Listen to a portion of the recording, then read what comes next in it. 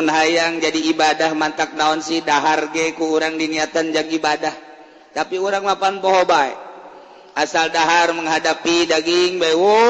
ngageleger alhamdulillah nage daging aya opor aya sop aya masyaallah ceknya na barokah ti Gusti ieu pabol Allah ya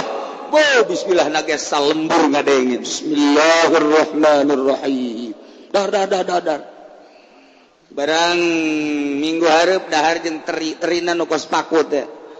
masyaallah heuras ka beda-beda kaberan sanguna ge da kurang asak deh dieu boro-boro bismillah nyana ngempleng-ngempleng sangu sial jasa ieu sangu goblok jasa ieu eta pan geus jauh jasa tah urang mah kos kitu tah kuduna mah sagala rupa ge geus ulah kaluar ti alhamdulillahirabbil alamin keur ngaji mah bener